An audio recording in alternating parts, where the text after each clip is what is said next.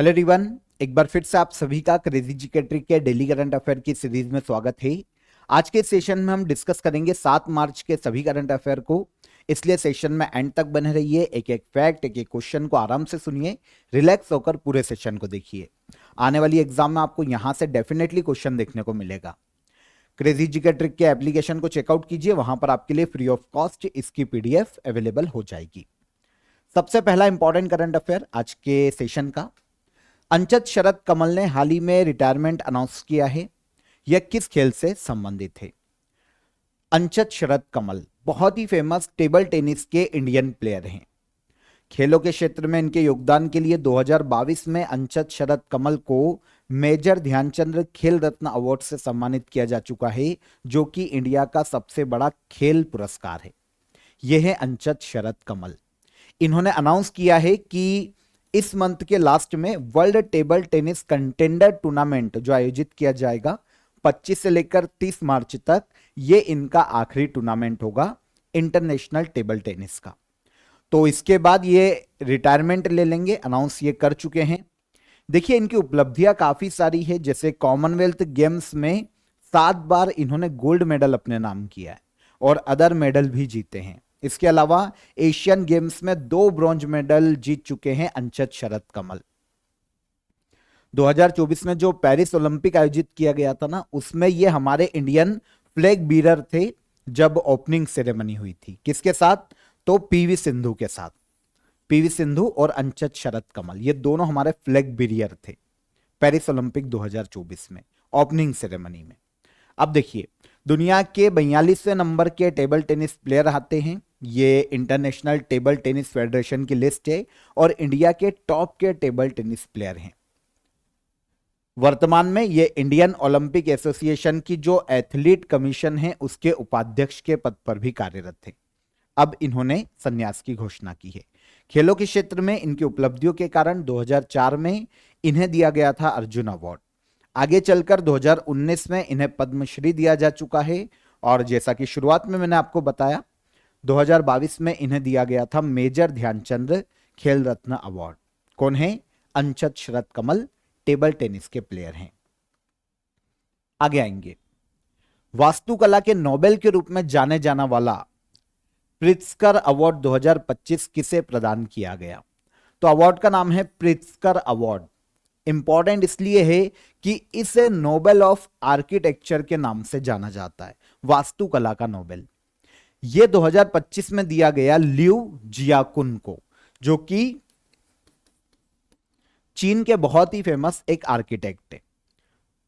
आपको पता है अपने वास्तुकला के माध्यम से या फिर आर्किटेक्चर के माध्यम से कोई भी व्यक्ति जिसने ह्यूमैनिटी में अपना योगदान दिया हो, मानवता के लिए काम किया हो, सोसाइटी में अपना योगदान दिया हो, तो ऐसे किसी व्यक्ति को दिया जा सकता है प्रित्जकर अवार्ड।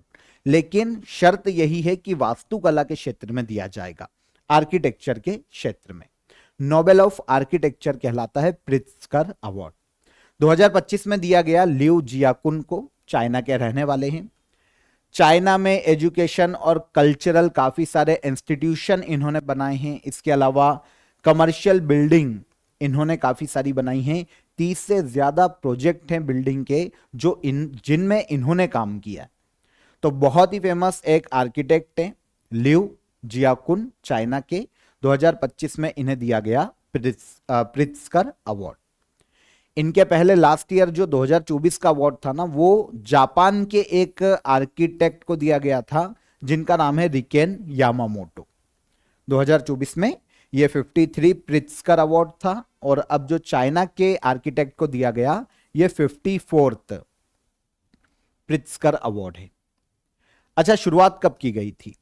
तो पहले तो हमको यह समझ में आ गया कि क्षेत्र कौन सा है दिए जाने का।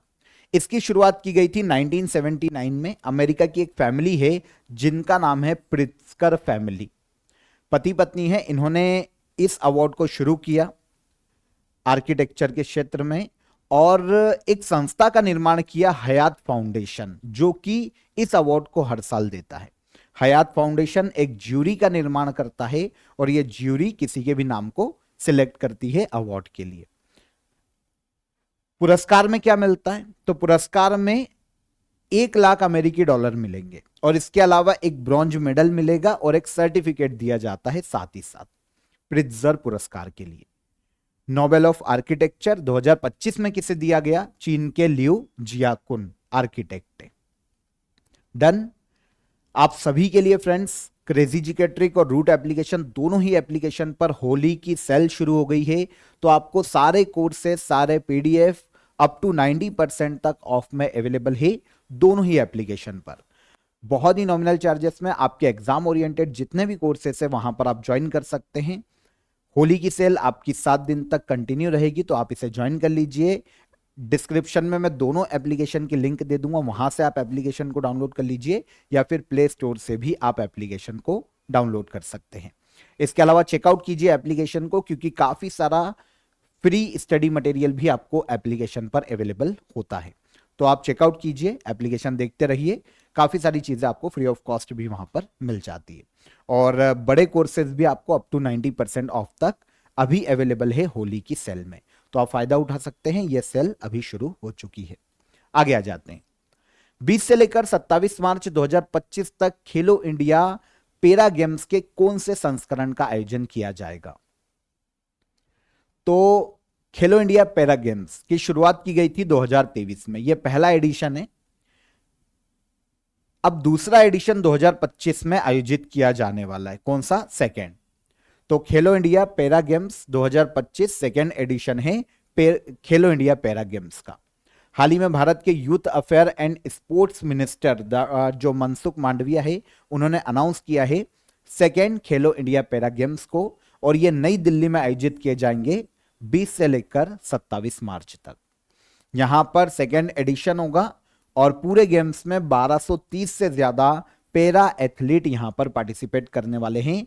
अलग अलग 6 इवेंट्स में 6 प्रतियोगिताएं होगी, अलग अलग प्रतिस्पर्धा होगी, जिनमें 1230 पैरा एथलीट पार्टिसिपेट करेंगे। सेकेंड एडिशन नई दिल्ली में। आपको पता है इसके पहले जो फर्स्ट एडिशन है ना, वो दिसंबर 2023 में दिल्ली में ही आयोजित किया गया था।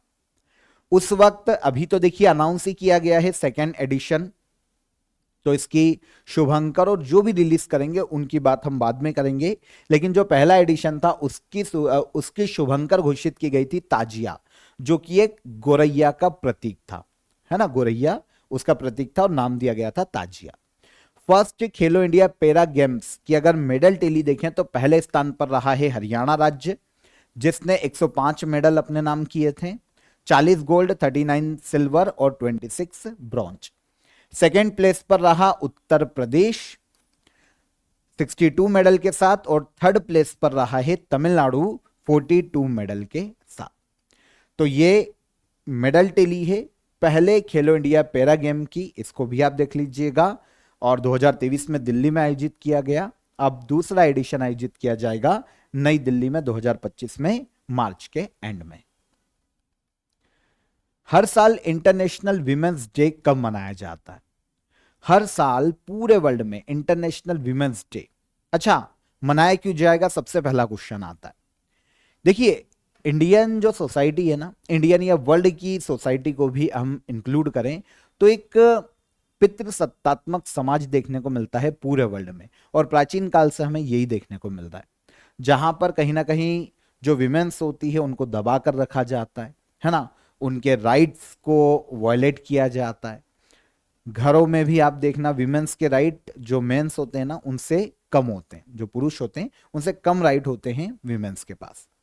तो इसीलिए जो विमेंस के राइट है उनको प्रोटेक्ट करना, विमेंस के ह्यूमन राइट के प्रति पूरे वर्ल्ड में जागरूकता फैलाना, और इन शॉर्ट अगर हम देखें तो महिलाओं का संरक्षण करना, महिलाओं की रक्षा करना मुख्य उद्देश्य है इंटरनेशनल विमेंस डे को मनाए जाने का। और यह डे हर साल मनाया जाता है 8 मार्च को। 8 मार्च को मनाया जाता है इंटरनेशनल विमेंस डे। अच्छा, इतिहास भी जानना पड़ेगा, लेकिन पहले हम यहां पर इसके थीम की बात कर लेते हैं।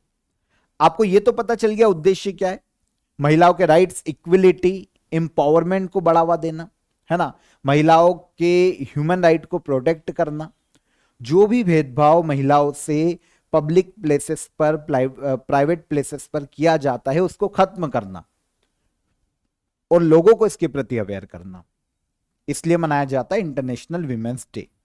2025 की थीम की बात करें तो एक्लेरेट एक्शन 2025 में वर्ल्ड या इंटरनेशनल विमेंस डे की थीम है। 2024 में inspire inclusion international women's day की थीम थी। तो ये 2 साल की थीम है, याद रखिएगा। 2 साल का करंट अफेयर पूछा जा रहा है सेंट्रल की एग्जाम में स्पेशली, तो ये दोनों साल की हो जाती। हिस्ट्री देखते हैं तो सबसे पहले इसका जो उदय है ना वो अमेरिका में देखने को मिलता है। 1908 में अमेरिका में महिलाओं का एक प्रोटेस्ट होता है और उसके अगले साल 1909 में अमेरिका पहली बार मनाता है, अमेरिका की जो विमेंस होती है वो पहली बार मनाती है विमेंस डे। लेकिन आगे चलकर 1911 पहली बार ये नजरों में आता है वर्ल्ड के। 1911 में ऑस्ट्रिया, डेनमार्क, जर्मनी और स्विट्जरलैंड में जब इसे 19 मार्च 1911 को पहली बार मनाया गया। पहले ये 19 मार्च को मनाया जाता था लेकिन ये अनऑफिशियल था। आगे चलकर रूस में महिलाओं के द्वारा एक स्ट्राइक की गई, एक प्रोटेस्ट किया गया 8 मार्च 1917 को, और यहीं से 8 मार्च से इंटरनेशनल विमेंस डे मनाया जाना शुरू किया गया। लेकिन यूनाइटेड नेशन जनरल असेंबली ने ऑफिशियली इसको मान्यता दी थी 1975 में, और 1975 में ऑफिशियली मान्यता के बाद ये 8 मार्च को पहले भी मनाया जा रहा था और ये कंटिन्यू किया गया। 2025 की थीम एक्लेरेट एक्शन है। सुप्रीम कोर्ट के हाल ही में जारी निर्णय में विकलांगता आधारित भेदभाव के विरुद्ध अधिकार को मूल अधिकार के रूप में माना गया है। बहुत ही इंटरेस्टिंग क्वेश्चन है, ध्यान से समझना क्या कहना चाह रहा है। सुप्रीम कोर्ट का एक वर्डिक्ट आया था हाल ही में, उसमें विकलांगता आधारित भेदभाव के विरुद्ध जो अधिकार है उसको सुप्रीम कोर्ट ने मौलिक अधिकार माना है। इंडिया में दिव्यांगजन अधिकार अधिनियम किस वर्ष लाया गया था? दिव्यांगजन को पहले विकलांगजन कहा जाता था, तो विकलांगजन अधिकार अधिनियम किस वर्ष लाया गया था इंडिया में? यह लाया गया था 2016 में। पूरा मुद्दा क्या है समझिए। यहां पर मुद्दे को समझने के लिए राजस्थान और एमपी के कुछ लॉज ऐसे हैं जो कि जो दृष्टि बाधित लोग हैं ना उनको गवर्नमेंट कुछ एरियाज में या फिर जो जुडिशियरी सर्विसेज होती है, जुडिशियल सर्विसेज, वहां पर उन्हें लिमिटेड करते हैं जो दृष्टि बाधित है। जैसे Madhya Pradesh judicial service rule 1994 में लाया गया था। इसका एक नियम है 6A। सुप्रीम कोर्ट ने इसके खिलाफ कुछ लोग गए थे कोर्ट, और राजस्थान के भी लॉ के खिलाफ कुछ लोग कोर्ट गए थे। तो इन मामलों में सुप्रीम कोर्ट ने एक वर्डिक्ट दिया है कि भैया जो दृष्टिबाधित लोग हैं, उम्मीदवार हैं, उन्हें जुडिशियल सर्विस एग्जामिनेशन में वो भाग ले सकते हैं। और इसके अलावा इस बात पर भी बल दिया है कि right of persons with disability act 2016 जो दिव्यांगजन है ना उनको अधिकार देता है किसी भी भेदभाव के खिलाफ, और ये उनका फंडामेंटल राइट है, ये कहा है सुप्रीम कोर्ट ने। इस एक्ट का हवाला दिया कि भैया इस एक्ट में जो प्रावधान है ना दिव्यांगजनों के, वो उनको किसी भी भेदभाव के खिलाफ अधिकार देते हैं और यही इनका फंडामेंटल राइट भी है। तो केवल दृष्टि बाधित है। देखिए एमपी में जो एक लॉ था ना, ये Madhya Pradesh judicial service rule 1994, इसके नियम 6A में जो दृष्टि बाधित लोग थे उनको केवल दृष्टि बाधिता के आधार पर ही जुडिशियल सर्विसेज एग्जामिनेशन में बैठने से रोका जा रहा था, भले ही वो उनकी एजुकेशनल जो क्वालिफिकेशन है वो पूरी है उसके बाद भी। समझ रहे हो आप? मतलब आम नागरिक से अलग व्यवहार किया जा रहा है, जबकि वो क्वालिफिकेशन के पूरे हकदार है, उनकी पढ़ाई पूरी है, लेकिन फिर भी क्योंकि वो दृष्टिबाधित है उनको रोका जा रहा है। तो इस 6A जो धारा थी ना उसको भी सुप्रीम कोर्ट ने रद्द किया है। Madhya Pradesh judicial service rule 1994 आए समझ में? तो डिसेबिलिटी राइट को सुप्रीम कोर्ट ने मान्यता दी है। न्यायिक सेवाओं से दृष्टिबाधित उम्मीदवारों को बाहर करना संविधान में जो आर्टिकल 14 और 15 का मौलिक अधिकार है उसका उल्लंघन है, सुप्रीम कोर्ट ने ऐसे कहा है। आर्टिकल 15 और आर्टिकल 14 एक तो समानता का अधिकार है और आर्टिकल 15 में भेदभाव नहीं किया जाएगा ये कहा गया। तो इसका उल्लंघन है। अगर किसी को भी दिव्यांग होने के कारण अगर उनको मौका नहीं दिया जाता है तो ये उनके साथ भेदभाव है। यहां पर हमें right rights of person with disability act 2016 की बात करें तो ये पार्लियामेंट में पारित किया गया था 16 दिसंबर 2016 को, प्रेसिडेंट से मंजूरी मिलने के बाद। ठीक है, 2016 में इसको एंड में मंजूरी मिल गई थी, लेकिन इस अधिनियम को 19 अप्रैल 2017 में देश में लागू किया गया था। जो दिव्यांगजन हैं देश में, उनके अधिकारों को ये प्रोटेक्ट करता है। विश्व सतत विकास शिखर सम्मेलन 2025 का इनॉग्रेशन किसने किया है? पहले तो हम ये समझे कि इसका आयोजन कहां हुआ। इसका आयोजन किया गया नई दिल्ली में, और इसका इनॉग्रेशन करने का श्रेय दिया जाता है Bhupendra Yadav. World sustainable development summit 2025, Bharat में union minister of environment, forest and climate change वर्तमान में भूपेंद्र यादव है, जिन्होंने इनॉग्रेशन किया वर्ल्ड सस्टेनेबल डेवलपमेंट समिट 2025 का। मार्च में यह नई दिल्ली में हाल ही में आयोजित की गई। अब देखिए उद्देश्य क्या है, तो सस्टेनेबल डेवलपमेंट गोल्स जो यूनाइटेड नेशन के एसडीजीज हैं, 17 सस्टेनेबल डेवलपमेंट गोल्स है, उनको प्राप्त करने के लिए जो ग्लोबल लीडर्स हैं, जो पॉलिसी मेकर हैं, साइंटिस्ट हैं, इंडस्ट्रीज के जो एक्सपर्ट हैं, जो यंग लीडर हैं, उनको एक मंच प्रदान करना और इस मुद्दे पर बातचीत करना कि भैया इन गोल्स को कैसे अचीव किया जा सकता है टाइम फ्रेम के अंतर्गत। तो इसीलिए आयोजित किया जाता है वर्ल्ड सस्टेनेबल डेवलपमेंट समिट 2025 में। आयोजन कहां पर? नई दिल्ली में। उद्घाटन समारोह में देखिए काफी सारे लोग आए थे, जैसा कि अभी मैंने आपको बताया। इसके अलावा गुयाना के पीएम भी यहां पर उपस्थित हुए थे, ब्रिगेडियर मार्क फिलिप, और ब्राजील के minister of environment and climate Marina Silva. ये बड़ी बड़ी हस्तियां थी जिन्होंने यहां पर पार्टिसिपेट किया था। थीम की बात करें, partnership to accelerate sustainable development and climate change, ये थीम है वर्ल्ड सस्टेनेबल डेवलपमेंट समिट 2025 की। आयोजन energy and resources institute TERI के द्वारा किया गया।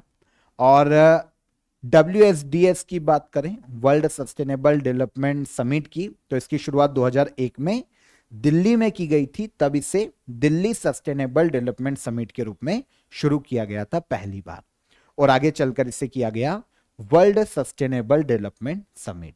2025 में दिल्ली में इसका आयोजन किया गया। अगला इंपॉर्टेंट क्वेश्चन हमारे लिए, चर्चा में रही तांगानिका झील किस महाद्वीप में स्थित है? तांगानिका झील देखने को मिलेगी अफ्रीका महाद्वीप में।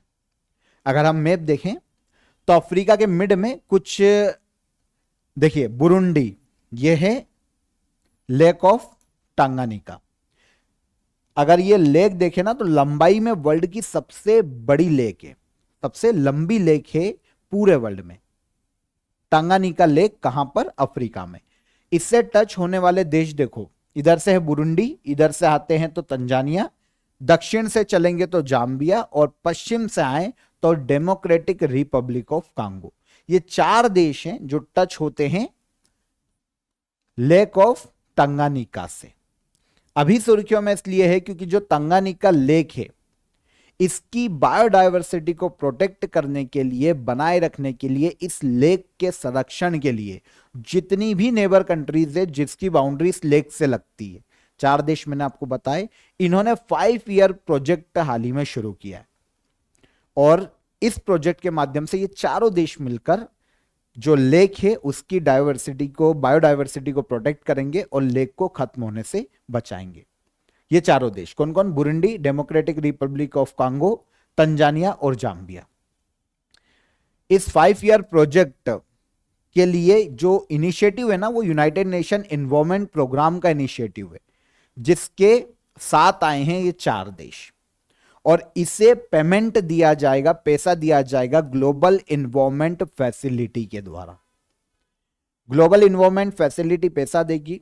जो इनिशिएटिव है वो यूनाइटेड नेशन एनवायरमेंट प्रोग्राम का है, और जो इस इनिशिएटिव को अमल में लाएंगे वो 4 देश हैं जो बाउंड्री शेयर करते हैं तंगानिका लेक के साथ में। यहां पर तंगानिका लेक की बात करें, पूर्वी अफ्रीका में एक प्राचीन झील है बैकाल झील, जो कि रूस में स्थित है। उसके बाद विश्व की सबसे गहरी झील है ये, मतलब दुनिया की दूसरी सबसे गहरी झील। और लंबाई में काउंट करें तो दुनिया की सबसे लंबी झील है टांगानिका लेक। कहां पर? अफ्रीका में। इसकी लंबाई है 400 मील से ज्यादा। हमने देखा पूरी फैली हुई है, ये 4 देशों से बाउंड्री साझा करती है। छत्तीसगढ़ सरकार ने विधानसभा में 2025-26 बजट विधानसभा में रखा है। ये कितने करोड़ रुपए का बजट है? तो छत्तीसगढ़ सरकार ने विधानसभा में 2025-26 बजट को पेश किया है, जो कि टोटल 1,65,000 करोड़ रुपए का बजट है। 1,65,100 करोड़ रुपए ये पूरा बजट है। ठीक है, तो छत्तीसगढ़ सरकार इस बजट को लेकर आई, इसने विधानसभा में रखा है। यहां पर देखिए, अगर हम छत्तीसगढ़ के रेवेन्यू रिसिप्ट्स की बात करते हैं तो ये 1,41,000 रुपए है।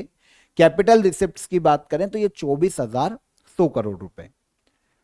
राज्य का जो राजस्व है वो 76,000 करोड़ रुपए है, और सेंट्रल से जो मिला है वो 65,000 करोड़ रुपए है। सेंट्रल गवर्नमेंट से जो राजस्व प्राप्त हुआ। इसके अलावा टोटल बजट कितना है? 1,65,000 करोड़, 1,65,100 करोड़। अब इसमें जो रेवेन्यू एक्सपेंडिचर है राज्य का वो 1,38,196 करोड़ रुपए है, और यहां पर कैपिटल एक्सपेंडिचर की बात करें तो ये 26,341 करोड़ रुपए है। कैपिटल एक्सपेंडिचर मतलब जहां से पैसा लगाने के बाद पैसा वापस आ जाएगा, जैसे ब्रिज बना दिए, रेलवे स्टेशन बना दिया, अस्पताल बना दिए, तो इनसे पैसा वापस भी आएगा। लेकिन रेवेन्यू एक्सपेंडिचर की बात करते हैं तो जो गवर्नमेंट जॉब वाले हैं उनको सैलरी बांट दी, पेंशन बांट दी, तो ये पैसा कभी वापस नहीं आएगा। तो ये है खर्चा, रेवेन्यू एक्सपेंडिचर, और ये है कैपिटल एक्सपेंडिचर। अब यहां पर जो रेवेन्यू सरप्लस है राज्य का वो 28,4 करोड़ रुपए रेवेन्यू सरप्लस जो कि राज्य के पास है, ये सरप्लस में। लेकिन इनका अगर हम फिस्कल डेफिसिट की बात करें, जो कि इनका खर्चा इनको चाहिए रहेगा, वो 22,900 करोड़ रुपए। फिस्कल डेफिसिट 22,900 करोड़ रुपए, जो कि राज्य की टोटल जीडीपी का 2.97%। डन। तो ये बेसिक चीजें हैं। देखिए, अगर छत्तीसगढ़ के एग्जाम की आप प्रिपरेशन कर रहे हैं तो ये बहुत काम का है।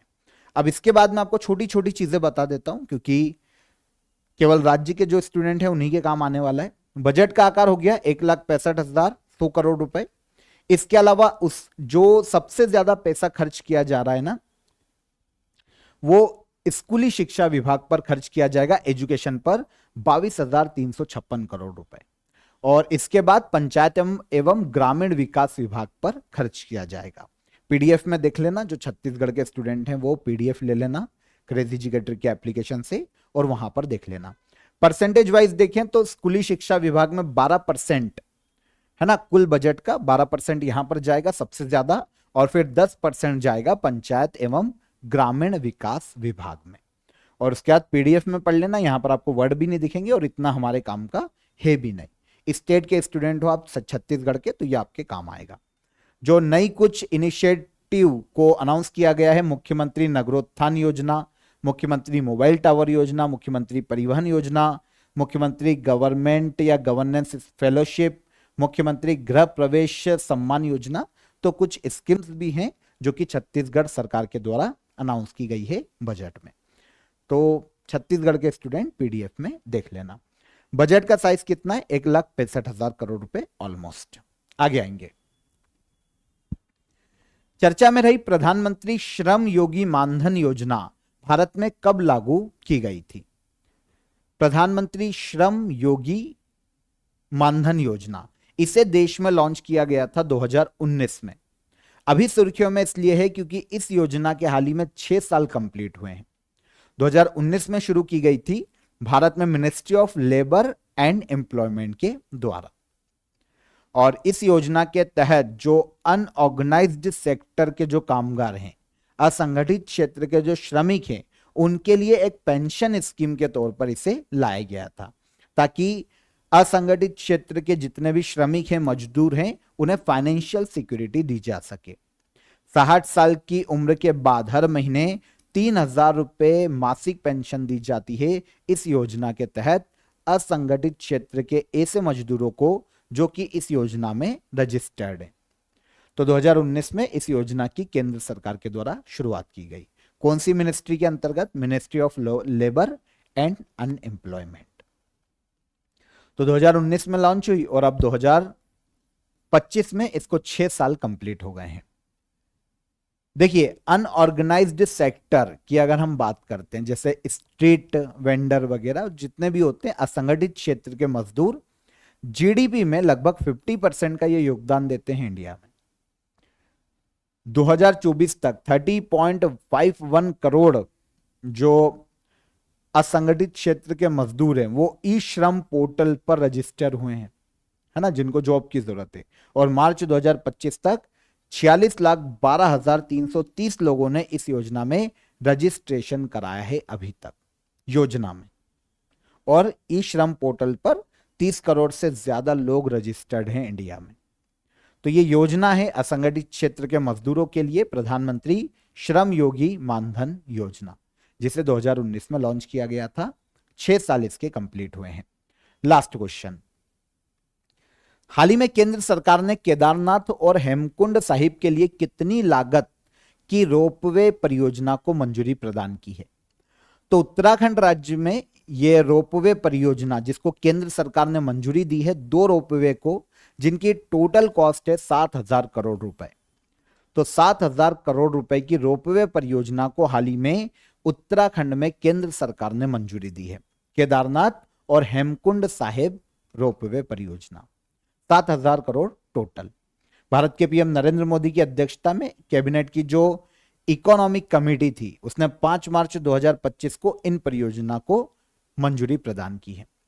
नेशनल रोपवे डेवलपमेंट प्रोग्राम पर्वतमाला प्रोजेक्ट के तहत इन रोपवेज को उत्तराखंड राज्य में बनाया जाएगा 7,000 करोड़ रुपए की लागत से। 2 रोपवे हैं। पहला गोविंद घाट हेमकुंड साहिब रोपवे, 12.4 किलोमीटर इसकी लंबाई होगी रोपवे की हेमकुंड साहिब जाने के लिए, और ऑलमोस्ट 2730 करोड़ रुपए का यहां पर खर्चा आने वाला है रोपवे को बनाने के लिए।